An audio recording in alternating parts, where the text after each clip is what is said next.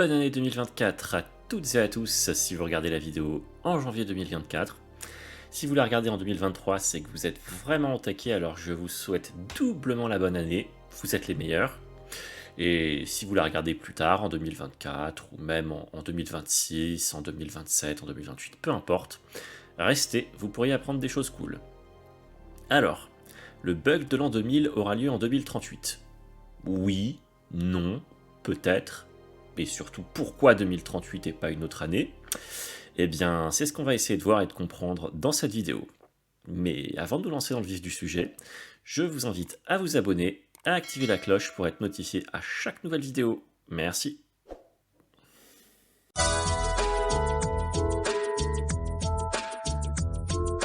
Bon, commençons par le commencement, à savoir le bug de l'an 2000. Alors les plus jeunes d'entre vous n'en ont peut-être jamais entendu parler, mais pour les plus anciens comme moi, passer à côté était quasiment impossible. À titre de comparaison, ça reviendrait aujourd'hui à ne jamais avoir entendu parler du Covid.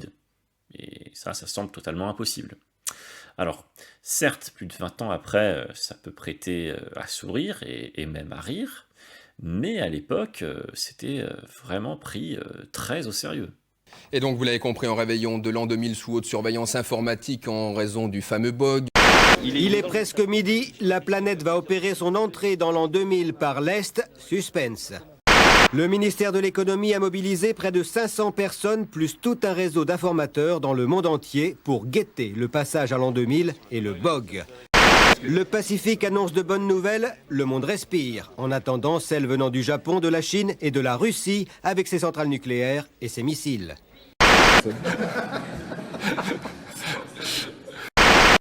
Et pour le coup, on y a vraiment mis les grands moyens. La France a investi 120 milliards de francs pour neutraliser dans l'œuf le bug de l'an 2000, alors on est un peu tendu. Bon, pour résumer le schmilblick, on avait un certain nombre de systèmes plus ou moins informatiques qui utilisaient un format de date en 2 caractères pour l'année, au lieu de 4. Alors ce qui ne posait pas de problème tant qu'on ne changeait pas de siècle. Par exemple, lorsqu'on était passé de l'année 1990 à l'année 1991, on passait de 90 à 91, ce qui ne posait aucun souci. Le souci se posait donc quand on aurait été amené à changer de siècle, donc en passant de 1999 à 2000, puisqu'on passait de 99 à 00. Et certains systèmes auraient pu interpréter ça comme un passage de 1999 à 1900. Alors, les avis divergent quant à l'impact réel de ce bug. Certains disent que ça a été inventé de toutes pièces par des sociétés éditrices de logiciels pour s'en mettre plein les poches. D'autres pensent que le risque d'un chaos mondial était bel et bien réel. La réalité est sans doute entre les deux. Quant à moi, je me rangerais plutôt dans le premier camp. Alors, pourquoi? Parce que ce qui pourrait causer un chaos interplanétaire aujourd'hui, ce serait en effet une désynchronisation généralisée des dates de tout ce qui compose la nébuleuse Internet. Donc par exemple, si un système A est en 2023 et un autre en 1923, c'est une catastrophe. Mais replaçons-nous dans le contexte de l'époque. Internet n'en était qu'à ses balbutiements. Le nombre de personnes connectées était très inférieur à ce qu'il est aujourd'hui. De combien, je ne saurais pas vous le dire, mais moi je pense qu'on a changé d'ordre de grandeur.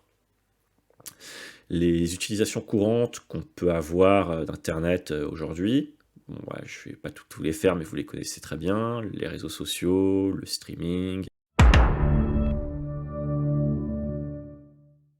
les achats, les jeux vidéo,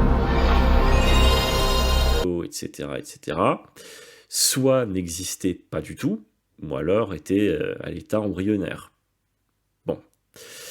À titre personnel, le seul impact que j'ai pu avoir du bug de l'an 2000, c'était sur mon magnétoscope.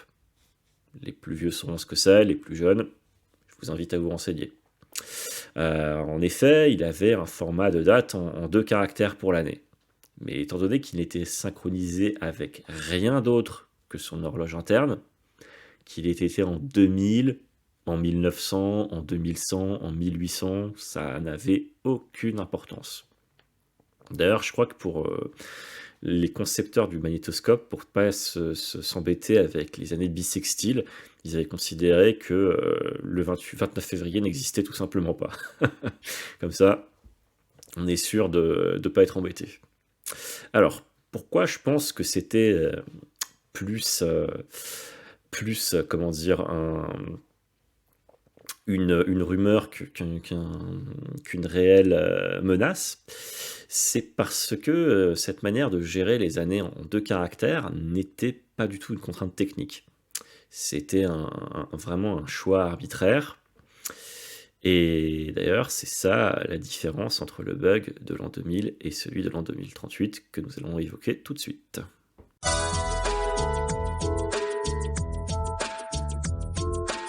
Et ça y est, on y est enfin. Le bug de l'an 2038, le fameux. Alors, pour bien le cerner, il va falloir comprendre 2 concepts, somme toute assez simples, ceci étant dit. Ces 2 concepts sont le timestamp et le bit. Alors, vous avez sans doute déjà entendu parler du deuxième, et si c'est le cas, pas d'inquiétude, on ne va pas se lancer dans un cours de mathématiques niveau terminal S, voire plus, mais juste expliquer sommairement ce qu'est un bit et pourquoi ça a un rapport direct avec le bug qui nous intéresse. Rappelez-vous, la différence entre le bug de l'an 2000 et celui de l'an 2038, c'est que le bug de l'an 2038, il y a bien une contrainte technique qui l'explique. Donc, commençons par le timestamp. De quoi s'agit-il ? Eh bien, le timestamp, c'est le nombre de secondes écoulées depuis le 1er janvier 1970 à minuit et une certaine date, aujourd'hui par exemple. Le timestamp est donc un nombre entier qui est positif si la date est postérieure au 1er janvier 1970 et négatif si elle lui est antérieure. Par exemple, le timestamp du 31 décembre 1969 à 23h59 et 50 secondes est de -10, alors que celui du 1er janvier 70 à minuit et 10 secondes est de 10. La question que vous vous posez sûrement, c'est pourquoi est-ce qu'on utilise le timestamp ? Pourquoi est-ce qu'on se fait du mal comme ça ? Eh bien, la réponse va peut-être vous surprendre, mais gérer des dates en informatique est assez compliqué. Par exemple, une date telle que celle-ci, le 30 décembre 2023 à 22h, 7 minutes et 35 secondes. Déjà, pour commencer, elle est composée de plusieurs chiffres. Ensuite, le nombre représentant les mois peut varier entre 30 et 31, et même 28 pour février, et on ne compte même pas les années bissextiles.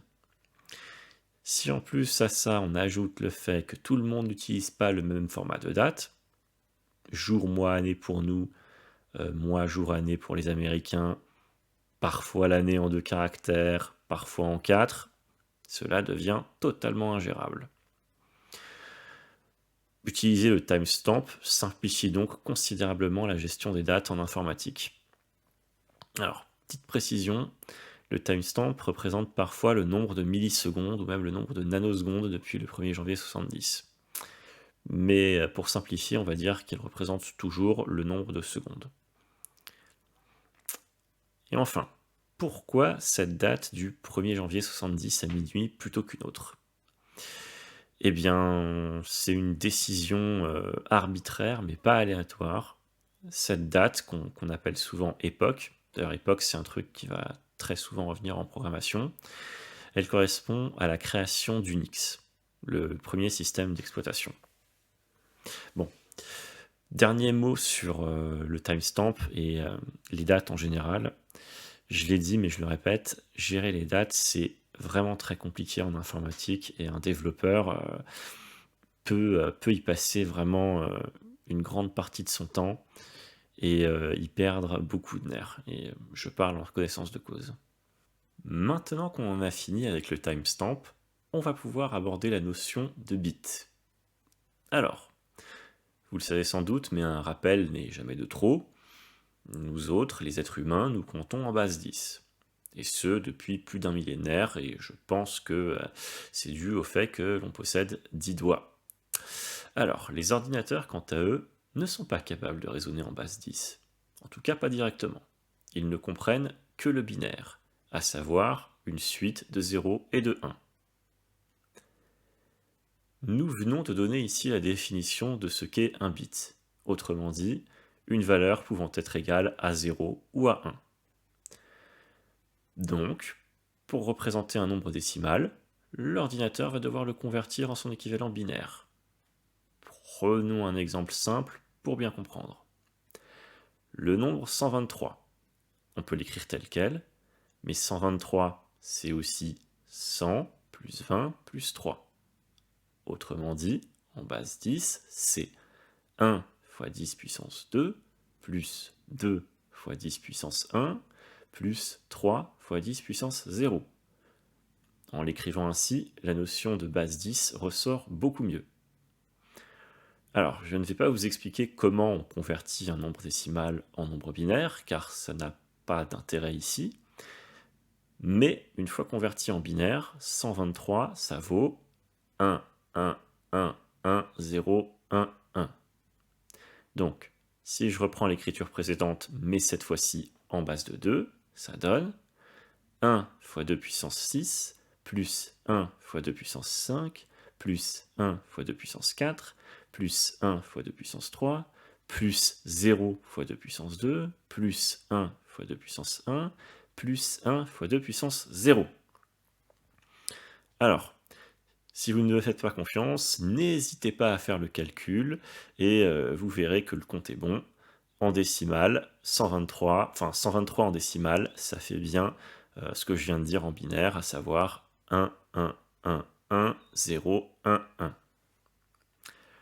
La première chose que vous devriez remarquer à ce stade, c'est que d'un nombre en 3 caractères en décimale, on est passé à un nombre en 7 caractères en binaire. Cette différence n'est pas anodine. Et si vous avez suivi l'explication, vous êtes sûrement arrivé à la conclusion que du nombre de bits dont on dispose va dépendre la valeur maximale du nombre décimal que l'on va pouvoir représenter en binaire.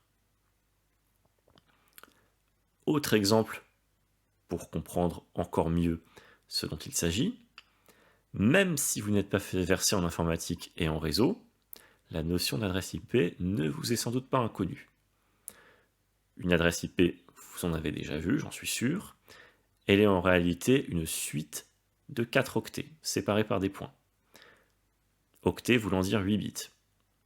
Alors vous l'avez sans doute déjà noté, mais les nombres qui apparaissent dans les adresses IP ne dépassent jamais une certaine valeur, même s'ils peuvent être écrits sur 3 caractères. Je suis prêt à parier ma maison que vous n'avez jamais vu de nombre supérieur à 255 dans une adresse IP. Savez-vous pourquoi ? Étant donné que vous êtes brillant, je suis sûr que oui. 255, c'est en effet la valeur maximale qu'on peut représenter avec un octet, à savoir une suite de 8 1. Bravo! À ce stade, je tiens à vous féliciter, car votre vie s'apprête à changer. Vous avez enfin compris ce même. Il n'y a que 10 types de personnes dans le monde, ceux qui comprennent le binaire et les autres. Maintenant que vous savez que 10, ce n'est pas 10, mais 1 fois 2 puissance 1 plus 0 fois 2 puissance 0, autrement dit 2, la prochaine fois que vous croiserez un geek qui porte le t-shirt, vous allez pouvoir frimer. Bon, ça c'était pour la petite boutade. Néanmoins, je pense qu'avec tout ce qu'on vient de voir, vous commencez à entrevoir le problème. Résumons. En informatique, on compte le temps avec le timestamp, qui est un nombre entier, sous forme décimale donc, et pour représenter un décimal en langage machine, il faut le convertir en binaire. Donc, la valeur maximale de ce timestamp dépend du nombre de bits dont on va avoir à disposition. Conclusion, en informatique, le temps ne serait pas infini. Comment est-ce possible ? Et la question qu'on doit se poser, c'est combien de bits pour le timestamp ? Car, comme je l'ai dit juste avant, c'est ce nombre de bits qui va déterminer la valeur maximale du timestamp, et donc une sorte de fin des temps informatique. Bon, dans un premier temps, on va imaginer que ce timestamp est sur 8 bits, donc sur 1 octet. Je nous ai préparé un petit programme en Java pour simuler tout ça, et ça tombe bien parce que en Java, nous avons ce type primitif, le bit, le BYTE, qui est justement sur 8 bits. Donc voilà, j'ai fait un truc qui est vraiment pas sorcier du tout. Je commence avec un bit à 0, je l'incrémente, je mets un petit thread sleep de 100 millisecondes pour qu'on ait le temps de voir ce qui se passe, et j'affiche la valeur. Donc on va voir. Je vais lancer mon programme et on va voir ce qui va se passer. Dans le même temps, je vais afficher deux choses. Je vais afficher la valeur décimale de mon bit et la valeur binaire, donc la conversion en binaire. Allez, je lance le programme et on va voir ce qui se passe. Et donc attention, là j'ai mis, j'arrête de faire tourner le programme si byte counter n'est plus supérieur ou égal à 0, ce qui semble impossible puisqu'on commence à 0 et qu'on va l'incrémenter de 1 à chaque tour. Je lance et on va voir ce qui se passe. Voilà, donc on voit bien les choses qui défilent, donc on voit bien les incréments sur le binaire et sur le décimal. Voilà, donc on arrive à plus de 100, tout se passe très bien. Normalement, on devrait aller à 255, et boum, bizarrement, on s'arrête à 127. Voilà, alors pourquoi est-ce qu'on s'arrête à 127 ? Parce que le bit est aussi censé pouvoir s'occuper et gérer les valeurs négatives. Bon, j'en ai fait un autre, donc celui-là, il va également prendre en compte les valeurs négatives, donc je vais le lancer, et on va voir ce qui va se passer. Donc voilà, il commence exactement comme le premier, on incrémente de 1 à chaque fois, que ce soit pour la valeur décimale et la valeur binaire, et au moment d'arriver à 127, qu'est-ce qui va se passer ? On va passer à 128, ou alors, non, on passe sur les négatifs. Donc voilà, c'est comme ça que ça fonctionne. Donc quand on arrive à la valeur maximale d'une valeur, si on l'incrémente de 1, on repart du coup, même pas à 0, mais à la plus petite valeur. Voilà, voilà. Donc si je reprends mon programme, je vois que pour le byte BYTE, qui est encodé sur 8 bits, la valeur maximale possible est donc 127, alors que la valeur minimale est 128. Donc ça voudrait dire que si le timestamp était codé sur 8 bits, la valeur maximale de ce timestamp serait de 127 secondes, alors que sa valeur minimale serait de 128 secondes. Enfin, oui, c'est ça, de moins 128 secondes. Donc en gros, je suis pas très fort en maths, mais ce serait à peu près... le temps informatique durerait il durerait quelques minutes, donc en gros jusqu'au 1er janvier 1970 à minuit plus 127 secondes, donc ça veut dire à minuit 2 et 7 secondes, je crois. Et il commencerait du coup le 31 décembre 1969 à 23h57 et des poussières. Donc évidemment, le timestamp n'est pas du tout codé sur 8 bits, ce serait une hérésie, et fort heureusement, ce n'est pas le cas. Bon, je vais mettre fin au suspense tout de suite. Historiquement, le timestamp était codé sur 32 bits. Donc c'est beaucoup mieux que 8, mais est-ce que c'est vraiment assez ? Je ne sais pas. Voilà, j'ai fait un petit programme pour avoir la valeur maximale, la valeur décimale maximale à partir du nombre de bits pour 8, 16, 32 et 64. Donc si je l'exécute,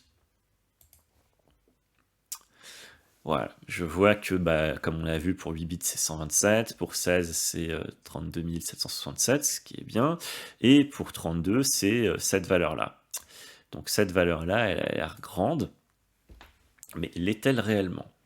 On parle de secondes, et il y a quand même beaucoup de secondes. Il y en a 3600 dans une heure, 24 fois plus dans une journée, et 365 fois plus dans une année. Alors, si on convertit cette valeur-là en années, ça nous donne à peu près 68 ans, 35 jours, 3 heures, 14 minutes et 7 secondes. Donc, comme vous êtes très fort en maths, vous savez que 1970 plus 68, ça nous donne combien? Ça nous donne 2038. Donc, on est sur une très bonne piste. Donc maintenant, ce que je vais faire, c'est que je vais prendre cette valeur-là et je vais exécuter un autre programme qui va du coup simuler le bug de l'an 2038. Donc voilà, on est là. J'ai retranché 7 secondes, comme ça on va pouvoir voir exactement ce qui se passe. Et j'ai monté mon thread, au lieu de 100 millisecondes, ce sera 1 seconde. Donc, regardez un peu ce que j'affiche. Je vais afficher du coup ce nombre-là, d'accord, que je vais incrémenter à chaque tour évidemment. Et du coup, c'est plus ou moins le timestamp. Alors pourquoi zoneid.off UTC? Parce que le timestamp, il faut le prendre en UTC. Hein. Donc UTC, je crois que c'est l'heure du Pacifique, donc la Californie, la Silicon Valley, tout ça. Donc considérons que si le 1er janvier 1970 à minuit, c'est le début des temps. Il faut considérer que cette time zone-là, c'est le centre du monde. Donc voilà. Allez, on va essayer de lancer ça et on va voir ce qui se passe. Je pense que vous avez déjà deviné, mais bon, voilà. Donc on incrémente, on est en 2038, le 19 janvier à 3h14 et 7 secondes, blablabla, et on passe directement... Je vais arrêter le programme. Voilà. On passe donc du coup du 19 janvier 2038 à 3h14 et 7 secondes au 13 décembre 1901 à 20h45 et 52 secondes. Donc là, je pense qu'en termes de saut dans le temps, on est pas mal. Marty McFly, il peut aller se rhabiller. Non de Zeus. Là, on est complètement dans Retour vers le futur. Donc voilà pourquoi le bug de l'an 2038. Voilà comment. Maintenant, la question c'est, est-ce qu'il aura vraiment lieu? Et si oui, à quelle occasion? Comment? Et quelles pourront en être les conséquences? Alors, première réponse à cette question, le bug de l'an 2038 aura-t-il lieu? Bon, pour tout ce qui est système récent, donc j'entends comme point de départ début des années 2010 par exemple, la réponse est simple. Non. En effet, tous les langages de programmation, toutes les consoles, tous les smartphones, tous les téléviseurs, tous les ordinateurs, les serveurs, bref, tout ce qui est récent, ça fait belle lurette qu'ils n'utilisent pas de timestamp en 32 bits pour mesurer le temps. Et heureusement. Pour la petite histoire, j'ai même pas réussi à trouver de version de Java assez vieille pour avoir un timestamp en 32 bits. Et pourtant, je suis remonté à des versions qui dataient du milieu des années 2000. Donc j'ai dû simuler le truc avec l'int, parce que l'int en Java, il est sur 32 bits. D'ailleurs, pourquoi avoir fait ce choix des 32 bits et pourquoi pas avoir pris directement 64 ou même 128 tout de suite, quoi, en 1970, pour être tranquille à jamais ou presque. Là encore, il faut se remettre dans le contexte de 1970. Et à l'époque, 32 bits, c'était pas peu, c'était vraiment pas peu, mais c'était le minimum nécessaire pour avoir une époque suffisamment grande. Parce que, comme on l'a vu, 8 bits, c'était quelques secondes, et 16, je sais plus exactement combien, mais pas énormément, pas suffisamment plus, quoi. Et puis, les problèmes qui se poseraient en 2038 étaient le cadet des soucis des ingénieurs de l'époque, et de toute façon, ça laissait 68 ans et des poussières pour trouver une meilleure solution. Donc, quelque part, on peut les comprendre. Il n'y a donc a priori rien à craindre pour tout ce qui est récent, mais en est-il de même pour ce qui ne l'est pas, pour les systèmes qui tournent depuis 10, 20, 30 ou même 60 ans? Et répondre à cette question n'est pas si simple, car il n'est pas si aisé de répertorier tous ces systèmes, et encore moins de jauger précisément l'utilisation qui en est faite aujourd'hui. Je vais vous raconter une petite anecdote personnelle pour vous montrer à quel point on sous-estime l'usage et l'importance des anciens systèmes. Au début des années 2010, j'ai travaillé pour une grande banque dont je ne citerai pas le nom ici, évidemment. Et cette période coïncidait avec la fin du service Minitel pour cette banque, quoi. Donc le service Minitel de cette banque. Les équipes en charge savaient que le service était toujours utilisé, mais pas exactement à quel point, parce que bon, les moyens de l'époque pour journaliser, mesurer tout ça, c'était pas exactement ce que c'est aujourd'hui. Et de toute façon, je pense que c'était pas si aisé que ça à faire pour un Minitel. Eh bien, figurez-vous que le jour où la banque a arrêté le service, le support croulait sous les appels des utilisateurs désabusés. Je ne sais pas combien ils étaient exactement, mais ce qui est certain, c'est que ça se comptait en milliers, voire en dizaines de milliers. Et dites-vous bien que ça datait début des années 2010. Donc une période où Internet existait en France depuis une bonne vingtaine d'années, si ce n'est plus. L'ADSL à 512K était presque dépassée, et la fibre commençait petit à petit à se propager dans les foyers français. Le Minitel est un bon exemple, mais bien sûr ce n'est pas le seul. Alors de surface, on peut avoir l'impression que les choses évoluent sans cesse, notamment par exemple quand on voit une nouvelle mise à jour de son application préférée toutes les semaines, tous les mois, etc., etc. Alors, il faut comprendre que cela n'est que la partie visible de l'iceberg. Rien ne dit que parmi tous les services utilisés par l'app en question, il n'y en ait pas un ou deux, ou même plus, qui reposent sur une architecture et des systèmes très vieux. Si on reprend l'exemple des banques, de nombreux systèmes importants, qu'on appelle parfois les mainframes, même si c'est pas exactement ça, mais peu importe, ils reposent en tout cas sur des technos très vieilles, des années 80, voire avant. C'est ce qui explique par exemple que la demande de développeurs COBOL, donc COBOL c'est on va dire le langage préférentiel de ces applications-là, donc la demande en développeurs COBOL existe encore aujourd'hui, alors que le langage est en désuétude depuis des décennies. Imaginez un peu, vous souscrivez un prêt immobilier en 2035 sur 20 ans. Et 3 ans plus tard, la durée restante du prêt n'est pas de 17 ans, mais de 137 ans. Car le timestamp du mainframe serait repassé en 1901. Ne serait-ce pas un peu cocasse ? Bon, bien sûr, sur des cas aussi gros, les banques elles vont les anticiper.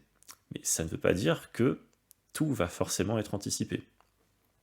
Et quid des systèmes autonomes qui ont plusieurs décennies ? L'exemple le plus parlant qui me vient en tête, c'est la sonde Voyager. Que va-t-il se passer si son horloge interne affiche 1901 ? Ne va-t-elle pas prendre une trajectoire totalement improbable, étant donné que la position des corps célestes aura radicalement changé en 137 ans ? À vrai dire, je n'ai pas la réponse, mais essayer de l'imaginer est assez amusant. Bon, je pense que si vous êtes encore devant la vidéo, vous avez parfaitement compris ce qu'était ce fameux bug de l'an 2038. Je conclurai en vous donnant mon avis. Je pense qu'aucun système critique ne sera impacté, mais on aura peut-être des petits bugs par-ci par-là qui seront plus rigolos que réellement impactants. De toute façon, nous ne pourrons en être sûrs que le 19 janvier 2038 à 3h14 et 7 secondes. Donc on se donne rendez-vous à cette date-là et on verra bien. D'ici là, je vous souhaite de nouveau une bonne année 2024. Si vous avez apprécié la vidéo, n'hésitez pas à le faire savoir avec un petit pouce bleu. Et si vous voulez voir d'autres vidéos de ce type, vous savez ce qu'il vous reste à faire, abonnez-vous et activez la cloche. Merci encore d'avoir regardé la vidéo jusqu'au bout, et à la prochaine.